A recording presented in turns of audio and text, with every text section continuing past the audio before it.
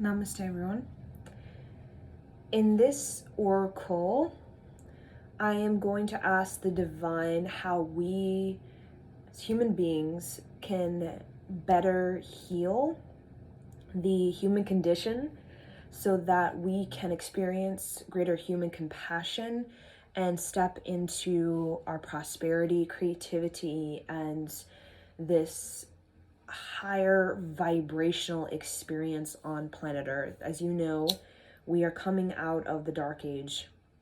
And when I mean coming out of the dark age is that we are basically just now beginning the very early stages of coming out of the dark age. And those who are watching this are mostly a futurist like myself, meaning you have already been to this particular future reality that you probably before this life you were actually in this particular future timeline of this, of this time now. You were in this future time, not line, like maybe 500,000 years in the future, and you witnessed the possibility of this particular period, the possibility of the future for what is now, right? And a lot of us are what you call we're reverse engineering, right? When you think of advanced technology such as alien spaceships,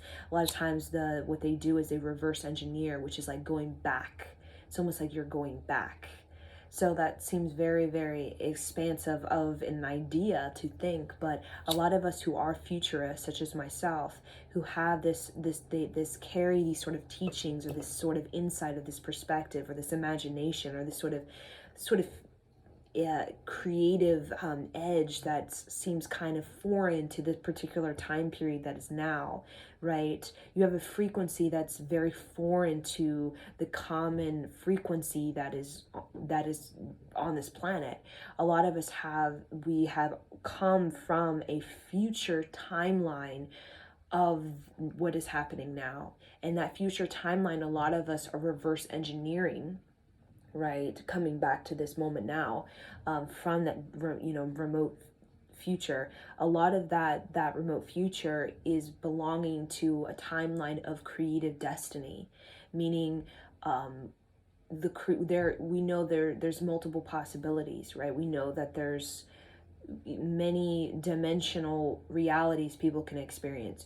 Even if you look at this earth, there's multiple dimensions of reality happening all at once. Like you can just look in social media, for example, and all the different places on this world and all the different sort of realities that people are choosing for themselves. It's quite diverse. There are realities, very, very low realities, like low vibrational realities, and there's higher vibrational realities. And there's all kinds of sort of like, it's almost like pockets of realities that people are in. All kinds of different pockets of realities people are in.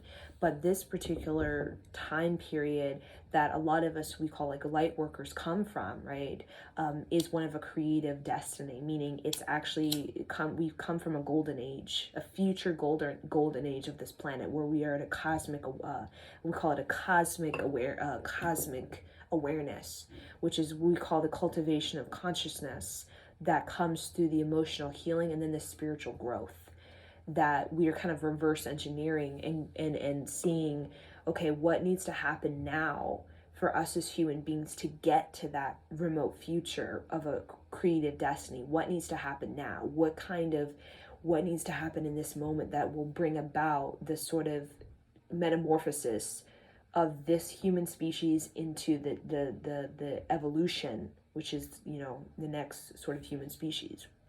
And a lot of us light workers, we understand that it is emotional healing that needs to take place, because a part of this mayhem or this I hate myself, or this unruly behavior, or whatever, these sort of lower vibrational realities stem from an emotional immaturity, right? That basically is traced to self-hate.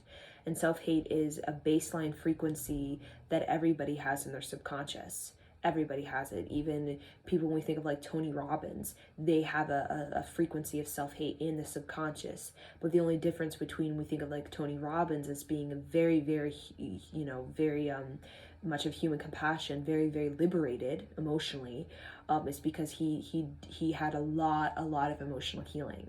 A lot of emotional healing. And that's why Tony Robbins, among many, has this sort of spiritual growth where he is considered where he's prosperous, right? He's elevated himself through the healing of emotions, right?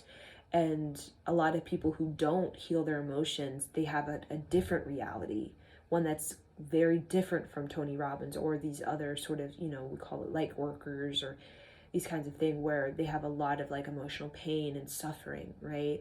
And the Dark Ages, basically, there's like this, it's like vast majority of people on this planet are experiencing like the emotional suffering, the emotional pain, the sort of the deep sort of subconscious self-hate that creates all kinds of jealousy and envy and all this sort of unresolved feelings and this revenge and this bitterness and this scorn and this overall just dysfunction in self and dysfunction in relationship with other.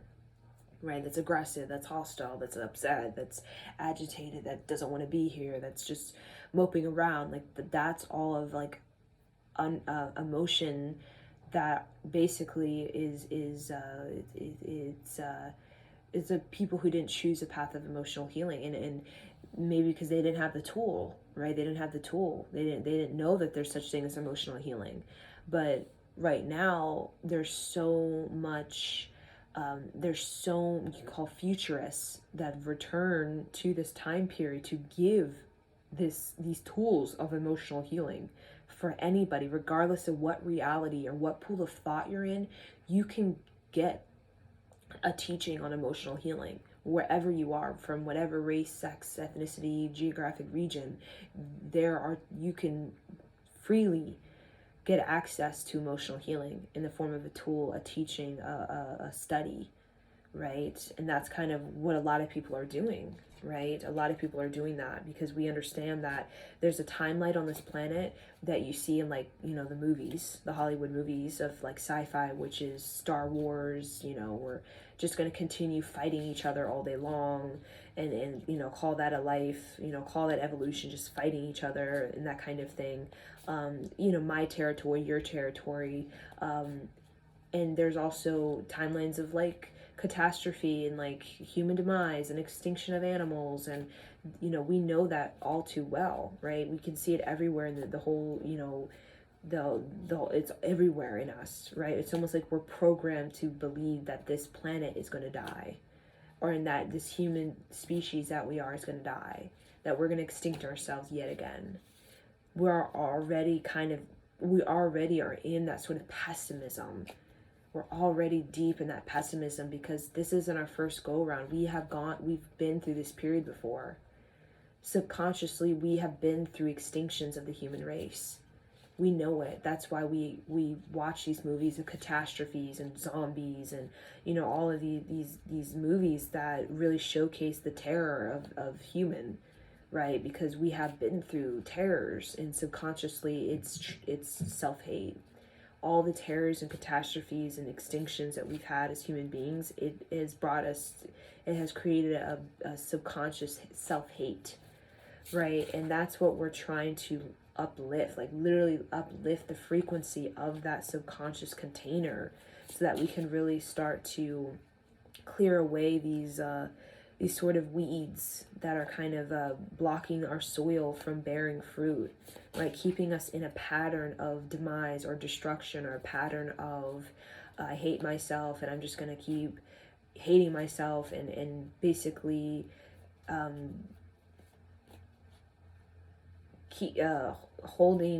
keeping me in an emotional state that doesn't give me spiritual growth, right? It just keeps me emotionally kind of stagnant, or emotionally kind of in a denial, or emotionally you can say it keeps me from my emotional maturity, right? There's some people who are just very emotionally immature, where they're very agitated, they take everything offensively, they're very even aggressive. They can be very, very even hostile with themselves and other people, right? And that emotional immaturity is actually a part of the reason, the blockage to prosperity and higher levels of creativity, right? So I'm going to ask the spirit guides and the angels that are with me right now, how can we better heal the human condition and level up into the human compassion where there's prosperity, creativity? How can we heal the human condition, better heal the human condition that is causing setbacks or delays or some sort of blockages in the creativity and the prosperity? How can we really raise the vibration of our reality? So put 3 cards. I'm just going to show them all. Okay, so we have Mary Magdalene, wonderful energy. Mary Magdalene was very much, she was a conqueror of the human condition, meaning she triumphed over the human condition.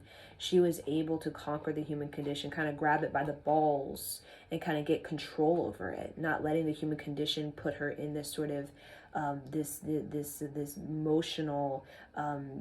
emotional crime against herself and against others, right? These emotional sort of aggressions. So unconditional love yourself, others, in every situation, no matter what the outward appearances may be. So you see she's holding this sort of white candle at the heart, wearing this pink energy. I feel that really, and we have the lavender in the background, I feel like that really represents the self-love that's demanded on this planet. And as hard as that seems, I feel like that's the way,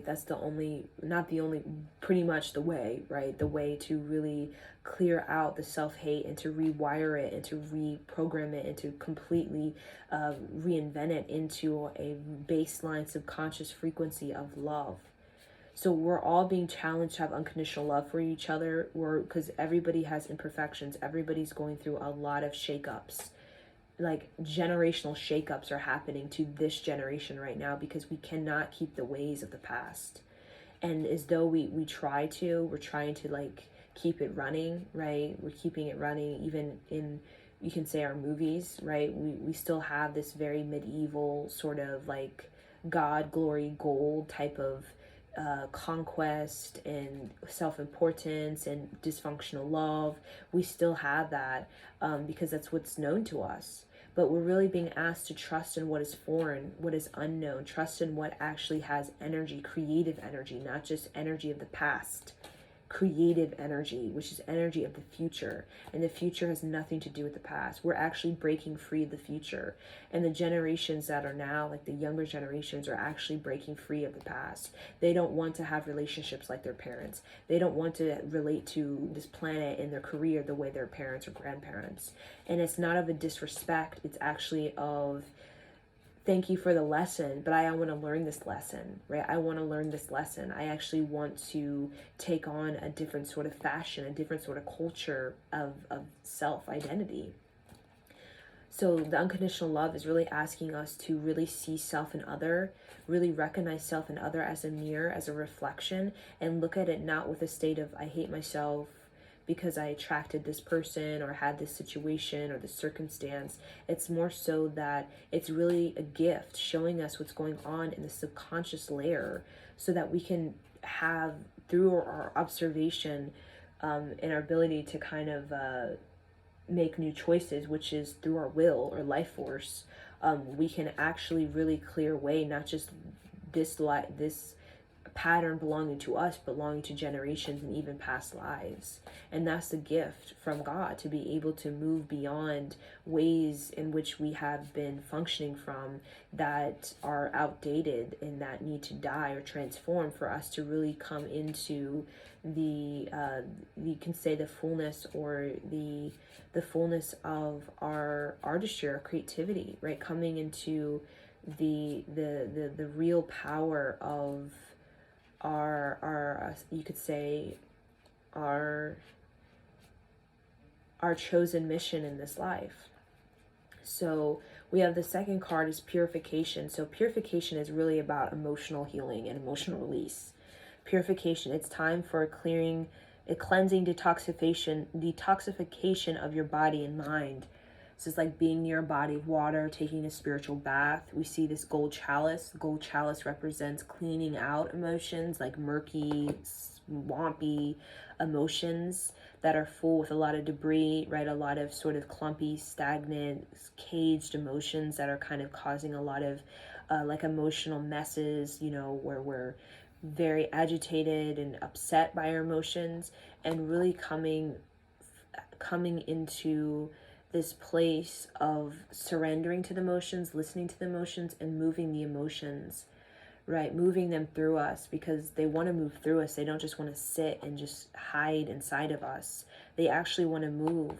The emotions are about circulation. It's about movement. The oceans is movement, right? It's like the moon. It's about the transmutation, right, of what is into something else. And we have the endings and beginnings. So the old must be released so that the new can enter. So a lot of us are still holding on to patterns of the past, right? Because it's comfortable. It makes us feel safe. We're holding on to ideas regarding self that's given to us from childhood, from parents, from our generations before us. A lot of us are even, when I look at the nose ring, right? The nose ring has to do with even holding on to this sense of powerlessness and enslavement.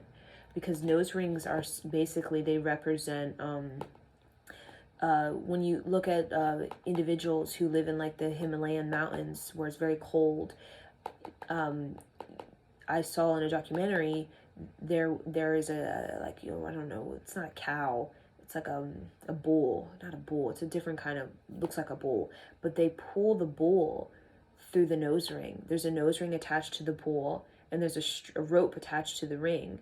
And how they control the animal, the beast, is through the nose ring attached to the nose. That's attached to a rope that they pull to get the animal to come where they want them to come. And that is also what was done to human beings. We also had these kind of nose rings where we were pulled, right, by other people. So a lot of us even had this sort of powerlessness, this sort of victim, this sort of entrapment, this enslavement that's deep in the subconscious layer. And how we're really healing from that is, you can see the third eye, right? We're really coming into this sort of celestial communication. You see this woman, she looks very celestial. We're having this celestial communication with the secretion of the glandular system. So we're really focusing on having the secretion of the glandular system when it comes to opening up this celestial communication, right? Which really has to do with higher imagination, higher creativity, right? This ability to really magnetize and know how to magnetize and demagnetize energies inside yourself. So a lot of us are demagnetizing the enslavement, the powerlessness, the victimness, the fear, the sort of catastrophe phobias, and we're really magnetizing victory, success, strength, life force, all of these sort of qualities that have to do with celestial beings: strength, life force, willpower, elegance, excellence, high imagination, high creativity. And you see this blue, she's a blue being. So there's a blue energy. Blue represents the planet Jupiter. So we're really magnetizing Jupiter to us through our prayer and through our sort of even visualizations, because Jupiter is about expansion of perception and expansion of perspective. So a lot of us are using the sort of Reiki, you see the palm, right? The sort of Reiki, the Reiki, our self-Reiki, our own internal Reiki, we're energizing it. We're actually unlocking our own inner Reiki that has been oppressed within us. We're really beginning to work with the Reiki of our own inner healing, our own inner energy. And we're beginning to kind of like open up the celestial communication, which really is about liberating your expression. A lot of our expressions are fixed, are inflexible, very tight, very tense, right? Our hips are tight, our shoulders are tight, our neck is tight, right? Just naturally tight. And we call that's our expression. We're really being asked to really kind of move our expression in new ways to get to ignite different kind of energies, because we do have different energies inside of us, different kind of spiritual channels we have, but we never really open them in this life because we get so kind of like a stick up the ass. All of us have the stick up the ass, and we think that's going to get us somewhere, right? But we really do need to get more expressive in the feelings and really learn how it is to articulate and express your emotions and your feelings and your your heart. A lot of us, we don't know how to articulate, express our heart. And that's why it's difficult for us to be creative, for us to be imaginative, because we don't know how to express, articulate our heart, right? Creativity, high creativity comes from the articulation of the heart. That really gives a lot of sort of, you can say, secretion of the glands, right? The heart is pumping, the heart is moving, right? And that it pumps the blood that's fresh into the glandular system that gives this sense of secretion. So, I'm going to pull some more cards to see what else can we do to better heal the human condition. I feel like this is saying like we are also healing the epigenetic sort of broad frequency. The epigenetic frequency is not just, it's made of multiple generations that has created a baseline frequency. There's a baseline epigenetic frequency that is basically made by multiple generations, 7, 14 generations. And a lot of us are really repairing that by using a celestial communication, using a sort of sovereign thought to really re-identify with the epigenetics that are really defining who we are and what's capable of us. We're really wanting to break through that lower voltage, right? Like Yogi Bhajan said, a lot of us are at a voltage of like 2.7, 2.0 for some of us, where there's a lower voltage. We're really epigenetically, we can have a particular voltage of how much information we can handle in the brain, how much emotions we can feel in the heart, and we're raising the sort of caliber to the voltage of like 2.0, 3.0, 3.5. It's almost like coming from a 2-star hotel to a 3-star hotel to a 5-star hotel, like in this sort of epigenetic biological sort of holder, we'll say, right? And a lot of us are doing that through releasing the old, through consciously looking at the parents, the grandparents, or whatever karma is associated with the family or just associated with us. And we're really making a conscious choice to release it by focusing our energy, concentrating our energy on this sort of celestial communication, connecting with the earth, connecting with the cosmos, connecting with these energies that are not here on this planet. They're foreign, they're invisible a lot of times. That's why a lot of psychics and channelers can access these informations, right? Because a lot of this sort of celestial communication, these great inventions, imagination, creativity will not be found just walking around the earth, just, staring at, a wall or something. It's going to be found through ability to connect with these unknown, mysterious, kind of foreign energies that are all around. Kind of like it's like in Interstellar, it's like gravity, right? There's these sort of vortexes, these sort of portals of energy that are invisible, but when you step into them, they give you access to this higher dimension of information.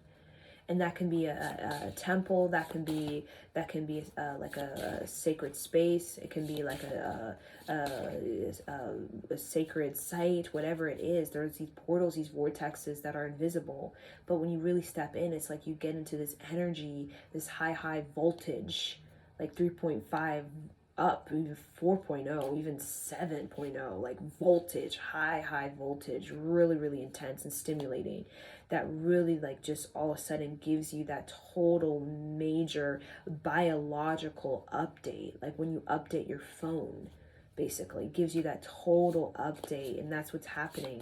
We need to update the system. We need to, or we're not going to be able to really handle these foreign, unknown, mysterious information that's coming in the form of invention, in the form of ideas, creativity. We're not going to be able to handle that more sophisticated energy that's coming to this planet. So I'll pull some more cards of how we can better heal the human condition. It really is about leveling up the endings and beginnings. It's really about, we're at a 2-star hotel.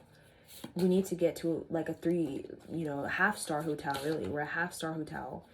We get to a 2-star hotel. We really need to get at least to a 3-star hotel, right, on this planet to be able to clean it up so much so we can start to have a more geometrically sound vibration on this planet, right? Right now, we're not very geometrically sound on this planet when it comes to the sort of structures that are sort of placed on this planet. They're not very rhythmically structured or organized as they could be.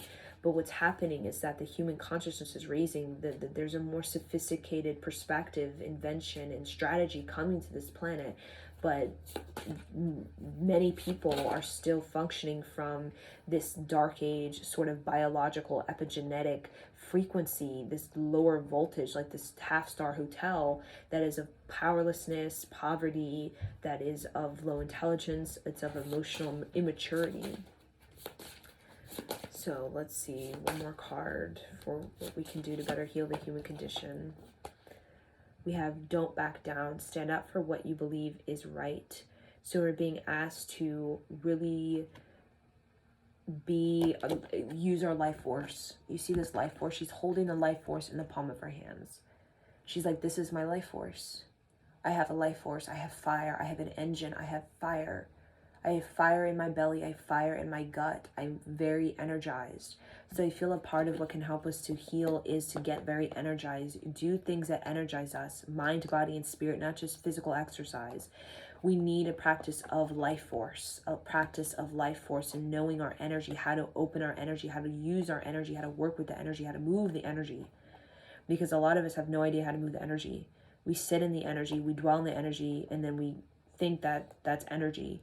Energy is about movement, not just physically, mentally, psychologically, emotionally, spiritually. And that's something we have to learn through our imagination. And then we have High Priestess. You have divine knowledge that can help others through your spiritual teaching. So this is about divine knowledge. This is about sharing your spiritual teaching. This is about sharing your sovereign thought, right? Like I said, a lot of us are from the future, and we come to this period of time because we have insight, we have knowledge, we have some like spiritual teachings that we've gained from this future place. And we come to this particular time to share that in the form of whatever form that is, an expression, a talent, a gift, a science, an invention, whatever that is, a feeling, a care, a nurture for this planet. And a lot of us are very much have this sort of fashion that doesn't belong to this period of time. Like we don't belong to this period of time, right? We have fashion, we have a culture, we have like a mind that doesn't belong. It's very foreign, right? It belongs to a future of this earth. But we've come to this period now because we have a sort of Akasha. We're using the Akasha, the Akashic record, to really help us navigate this earth and really help us to share, right? We're sharing this Akashic record with this earth and with humanity to bring about this level up in the perspective and the understanding, right? We're leveling up the perspective, understanding, helping each other to expand, challenging each other's comforts, encouraging each other to step out of the death, these ways of this stagnant sort of emotional immaturity, and get out of these emotional immaturity of dysfunction and vengeance and all of these sort of like emotional sort of entanglements and emotional sort of karma we create with each other. And we're really doing it through the sort of we have this sort of Mandela, we have this sort of frequency, right, to us as you could say light workers, or those who are listening, that really we need to work with the life force. We really do need to work with the life force, really get into the life force, really challenge ourselves. Even when we're challenged, it's like challenge yourself, challenge. That's what it is, challenge. Right? That's a Yogi Bhajan sort of that's a Yogi Bhajan statement. Challenge, right? That's how you get your excellence. And then undenying love. The love you have shared is eternal regardless of the situation. So how we are really going to help heal this human condition is we're joining together with people that we have spiritual connections with, we call our tribe. And a lot of people on this planet are yearning for this. And that's why a lot of people, they get very impatient and they have children with people who are not their spiritual connections, or they they kind of, they get impatient, or they get impulsive, or they even, get very sad that they feel disconnected from their people, their tribe, or from their even their soul, right? From the beloved energy that we kind of get we kind of find ourselves in. We call these karma partnerships that are based on, like, our childhood, or based off of like a lack mentality, or void, or an emptiness, or feeling of not being connected to yourself, and wanting to be connected to yourself by getting connected to another. So a lot of us are really clearing away these voids that we have regarding love. We're really clearing away this sort of, I'm incomplete, I need somebody to attach to, I'm codependent, I feel lonely, having kids with people that are not, we're not really meant to have kids with. Kids are a blessing, they are. But a lot of these kids, these babies that spirit kids that want to come in, do really want to come into unity within, right? But a part of that, regardless of what age you are, either you have a kid at 20, your kid at 30, 40, because some people 50, you know what I'm saying?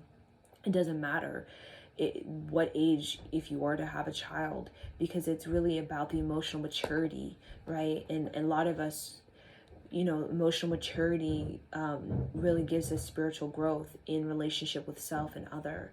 That gives us a sense of responsibility, right? A sense of partnership that is based off of, the working on our dharma, or working on our creativity within the union, within the teamship, right? Not about just kind of latching onto each other like crutches, right? Like crutches, because that period is coming to an end, right? We're coming into the period of two whole beings uniting, and not using each other's crutches, or for codependency, or to fill in the void, or lonely, or I just need somebody around me. Because a great challenge is about getting to know yourself, getting to know your strength. And that's something we learn through our own emotions, just in our own emotions, not emotions with all these other people's emotions. It's really get to know your emotions first before you start to interlock your emotions with another. Get to know your emotions, right? Because a lot of us, we create these emotional interlocks with people, and then we have kids, and then we start to realize that we really do need to emotionally sort of mature before we have kids, right? Because having kids when we're not emotionally mature, it makes it's now we have to be the endless giver to a child, when we really need to start being the endless giver to ourselves first. And then we really need to learn what it is to become the empress or the empress within ourselves. Because a child needs that of us. A child needs a parent who has much to give. And we don't have much to give when we're mostly emotionally immature, and we have self-hate, and we want to fill in the voids, and we're codependent, we're looking for our kid to take care of us. That's not going to...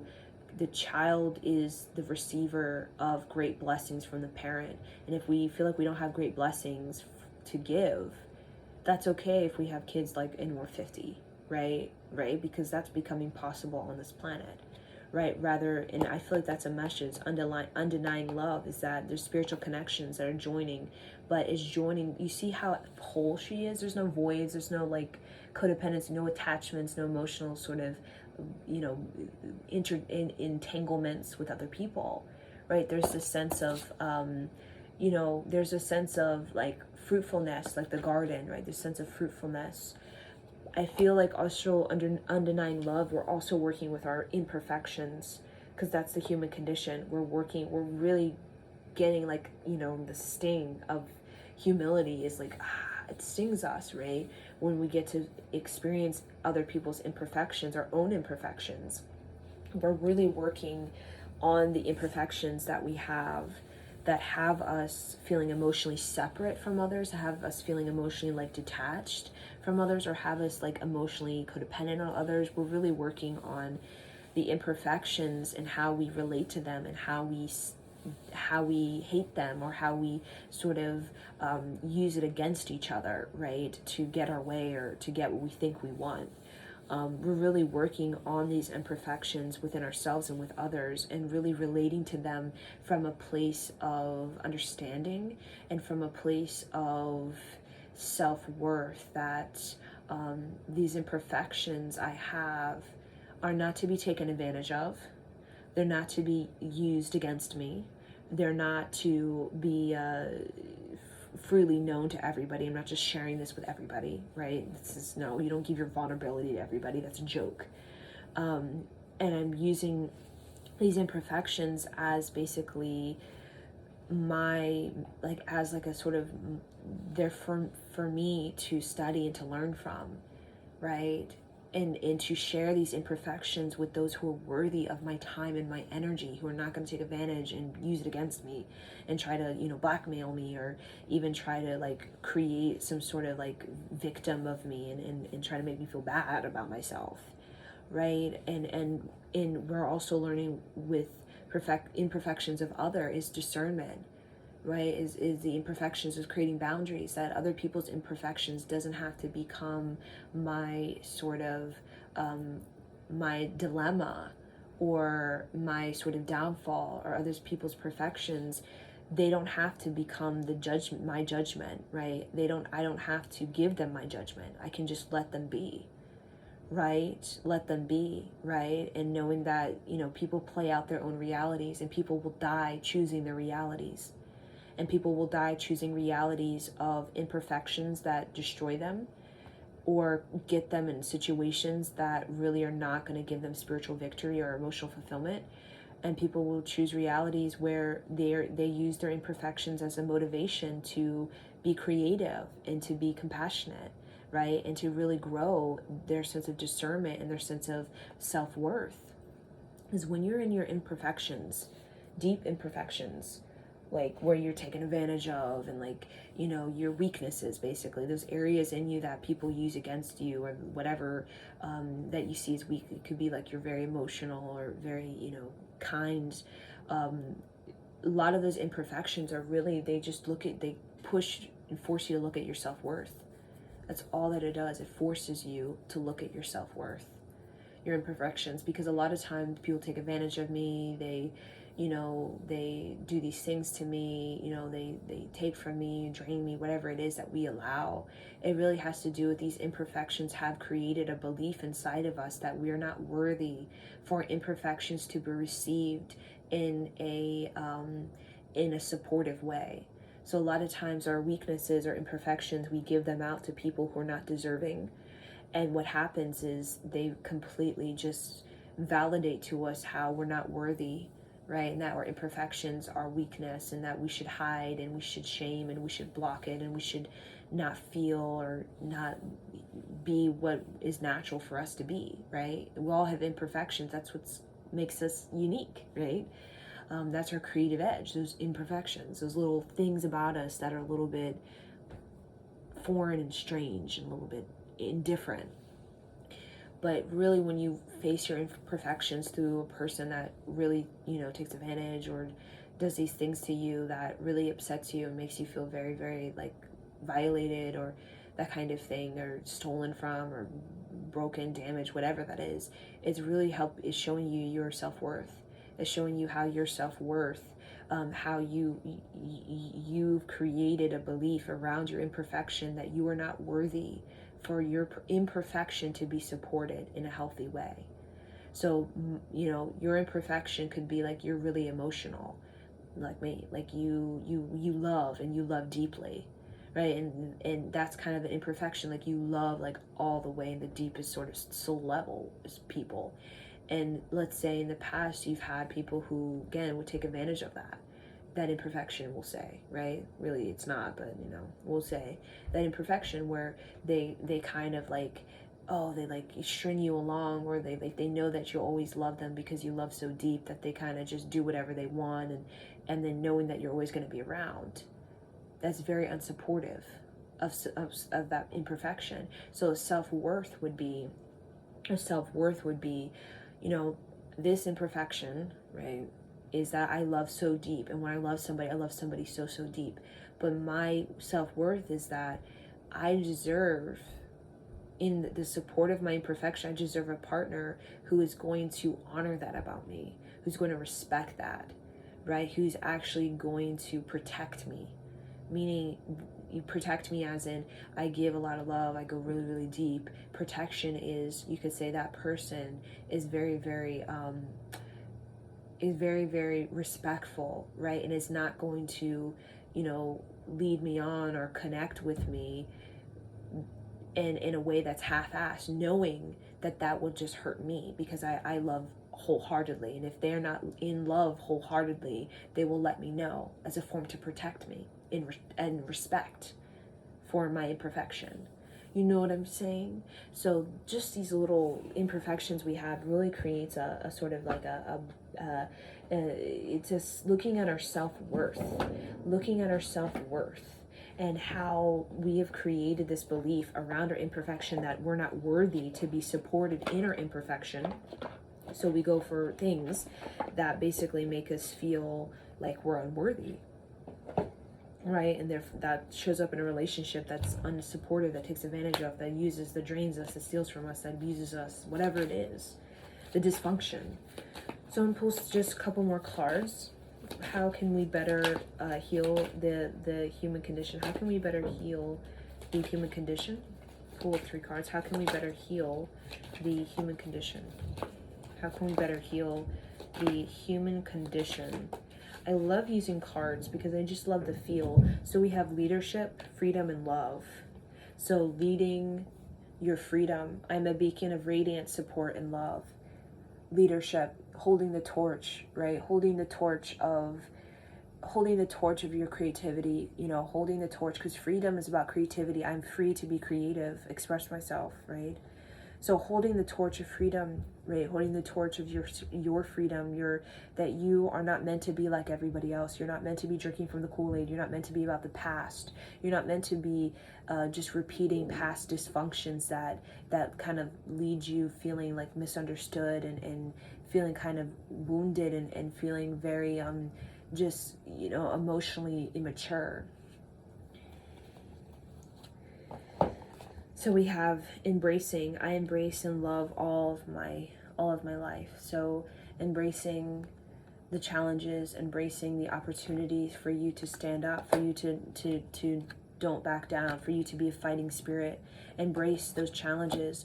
You're being tested, right? To be a fighting spirit, to really hold that fire. Use your life force. Get your life force. Make choices. Don't just make choices because the media or whatever is out, the news is saying this, that, and the other, and just, sulking in it or soaking it up in a way that is really kind of distorting your perspective and making you think and believe in ways that are actually creating a lot of pessimism and a lot of sort of negative patterning that really is, it's a reality, but there's also other realities, and you can choose other realities. And then pleasure. My life is deliciously joyous. So this is about, having you see this looks like a hot chocolate with marshmallows. So it's about the sweetness of life. It's about really being content with yourself, like drinking hot chocolate by yourself, looking at the snow, right? There's a sense of contentment. There's a sense of delight. There's a sense of being pleased by yourself, right? Being pleased by yourself, right? And then beauty. I am deeply and profoundly beautiful. So this is the pink. It's about the heart. So really working on our beauty. And this is not external beauty and all of the glamour. This is really about the excellence of beauty. The excellence of beauty that really comes from being very creative, right? Having emotional maturity and really feeling very physically healthy and expressive, right? I feel true beauty comes from the articulation of our heart. When we know how to articulate our heart in a way that actually is fearless and bold, like articulating our pain in a way that's actually very therapeutic and healing for ourselves and others, and articulating our joy and our creativity from a place of clear, decisive direction is very beautiful. Very, very beautiful. It gives us a glow when we have this sort of language to us, in the language of our eyes and of our voice and of the way we hold ourselves, the way we walk, and the way we just move our body.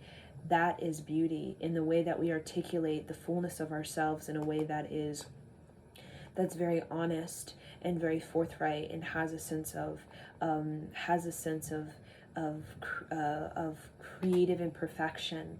It's like an embrace of the imperfection, knowing that that is my, can be perceived weakness, but also it's my victory. It's the thing that I'm accomplishing. It's the thing that I'm triumphing over. It's the thing that is giving me the life force, to be and to live a more energetic, enthusiastic life. So, ooh, these messages, they come in so quickly, and they've been coming in so quickly with these Pisces, this Pisces season. So I recommend for anybody who is, you can say alive, right? Everybody who's alive, basically a human being, is to spend this time, this Pisces season, just allowing the channel to come. There's a lot of channeling that's like the whole sort of moon, the sun, this whole earth is like a very supple planet, right? Energy that we can really tap into to get these sort of these downloads, these upgrades that are happening internally, upgrading our sense of self, upgrading our sense of worth, upgrading our intelligence, and really upgrading our imagination so that we can feel in a way that's more decisive and more bold and more charismatic and more vulnerable to our deeper desires and our sense of fulfillment within ourselves. So thank you for joining me, and namaste.